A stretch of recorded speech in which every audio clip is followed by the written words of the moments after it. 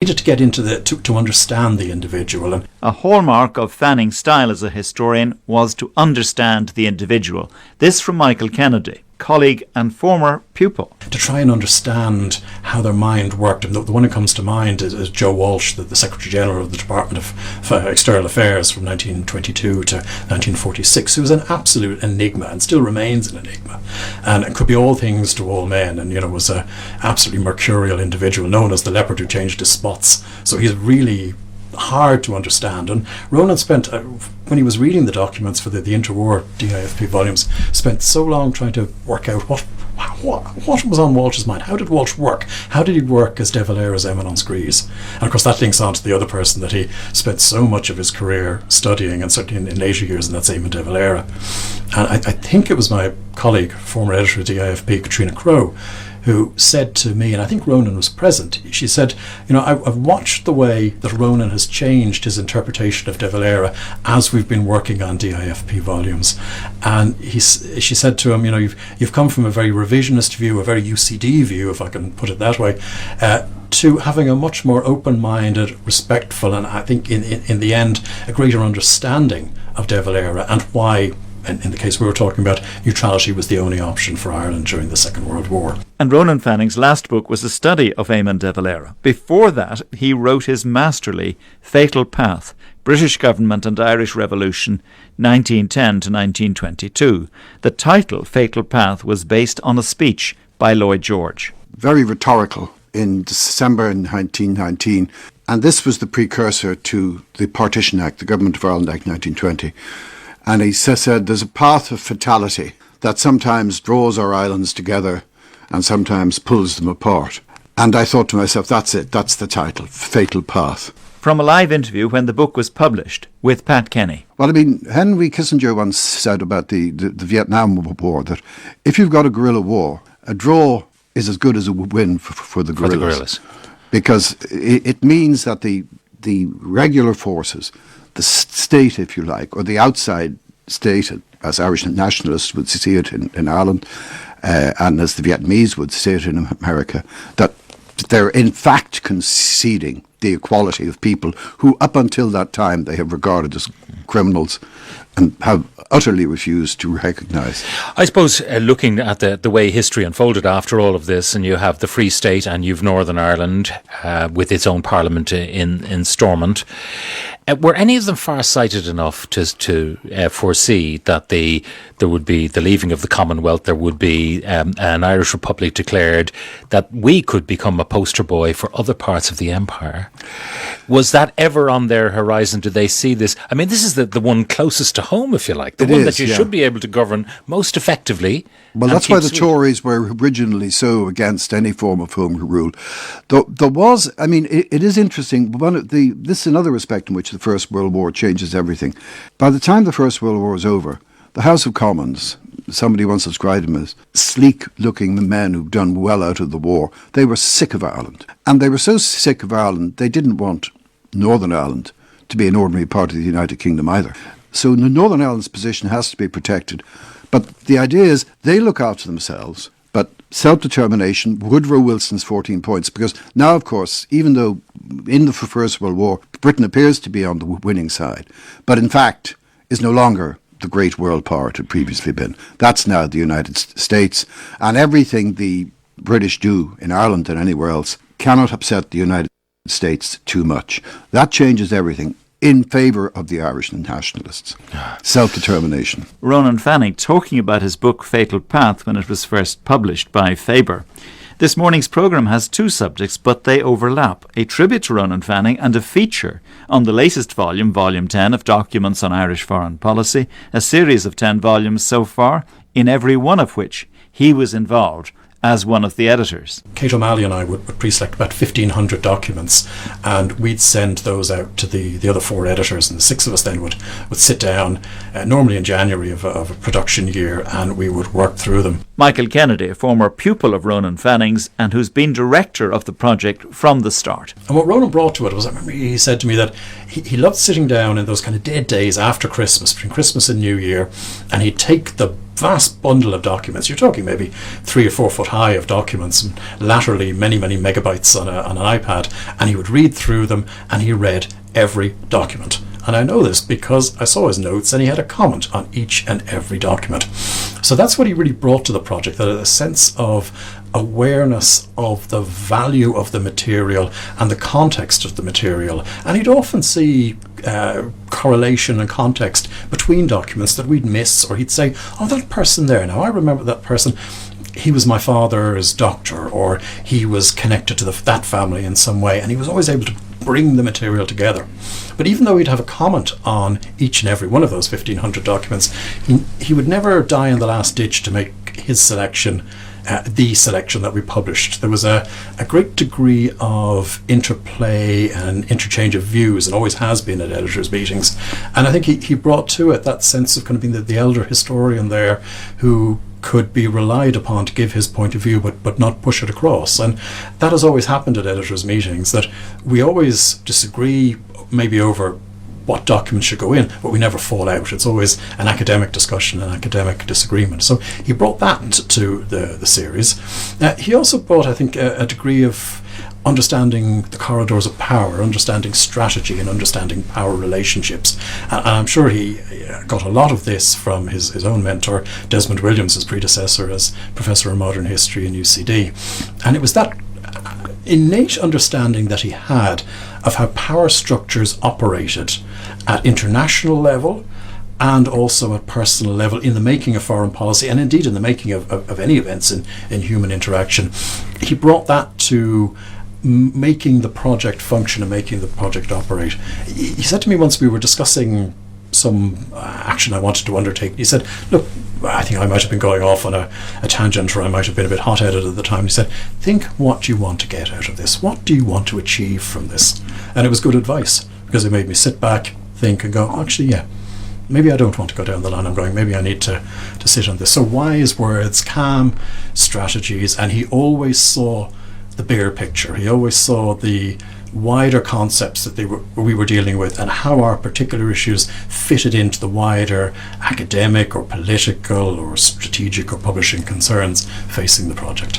Michael Kennedy, who concludes that Ronan Fanning was there from the start and we'd never have built Documents on Irish Foreign Policy into what it is today without him. Now let's turn to the latest volume of Documents on Irish Foreign Policy. One of the Irish diplomats who stars in this volume is this man. I think we must continually go on searching for it. F.H. Boland, sometime Secretary of the Department, Ambassador to London and Ambassador to the United Nations. After all, we have managed now twice in this century to institutionalize the idea of the cooperation of international society for the purpose of preserving its own peace and order. We've done it once in the League of Nations, we have it now in the UN. In my opinion, that tendency and all the development of all these modern techniques, developments in space and the bomb and all the rest of it, are all, I think, everybody realizes now that the need for continuing to strengthen the institutionalization of the preservation of peace is becoming greater and greater all the time. F.H. Boland, I've been speaking to Michael Kennedy about this latest volume on Documents on Irish Foreign Policy, covering 1951 to 1957. First of all, periodisation, you've linked to governments, and here you're in the post-MacBride period and you're into Aiken as Foreign Minister and then Liam Cosgrave. But how did MacBride leave the department? I mean, what shape was it in after his tempestuous role as and period as Foreign Minister? In my mind, I always think of the aftermath of a wild party, or the hangover after the craziness of the night before, and that certainly MacBride's first 2 years in office, less than his last two, were a whirlwind for Irish foreign policy. And then when the inter-party government leaves office, Aiken comes in as Foreign Minister for the first time. He's got to pick up the pieces and realise that Ireland is isolated, that we've burnt our bridges with NATO through McBride's posturing over trying to get a deal Britain and America over the north. We've left the Commonwealth in dubious circumstances, perhaps. We're not involved in European integration. We're not in the UN. Now, these last two aren't due to McBride, but where do we go now? And that's the problem facing Irish foreign policy makers in the first half of the volume, and it's the problem that Aiken picks up. And he does something very interesting. It's almost like Back to the Future, that he looks to where Fianna Fáil left off in 1948, or perhaps even left off in 1939, and he takes the two trends that De Valera wanted to deal with had war not broken out, and that is ending partition and, to a lesser extent, rebuilding the defence forces. Because, and I guess this links into the Second World War in general, that the feeling was there was going to be another world war, and this permeates the volume. This fear of World War III is throughout Volume 10 of DIFP, that the dangerous times that Irish diplomats were living in, that Ireland was internationally isolated in a world that could almost spontaneously combust. And if a war broke out in Europe, there would be, well, Aiken's hope was that Ireland would not be caught napping again. We were a lucky neutral in the Second World War. It might not be the same this time. So he's desperately trying to get weapons for an expanded defence forces, and is told very, very bluntly, there's one show in town, it's called NATO, and you're not in it. We're not giving you any weapons. And it's the same with partition. He's on to Britain to say, would you please just make one small statement to say that you wish Irish unity or you wish to end partition? And again, he gets a blank no. So by 53 or thereabouts, his policy has failed on those two grounds, and Ireland is really at its nadir in post-war, and I would argue in post-independence foreign policy making. The director of the political section in the department, which is the powerhouse, the intellectual powerhouse of Ivy House at the time, writes in a memo to the Secretary General of the department, do we have a foreign policy? And that's what it has come to by 1953-54. And you can see Volume 10 of DIFP as part of a post-war trilogy, that there's the immediate aftermath of the war where De Valera is still in control and things are ticking over quite well, the transition to peace. Then the inter-party government and then the chaos of that period. And now there's the nadir and what becomes the real, I suppose, step change in foreign policy in 1955 when Ireland joins the United Nations. And that's the second half of the volume, where everything changes almost overnight, and with admission to the UN. We tried to get in 46, the Russians vetoed the application, and it takes until 1955. And that admission to the UN has become such a keystone of Irish foreign policy since. It's a signature of our policy today.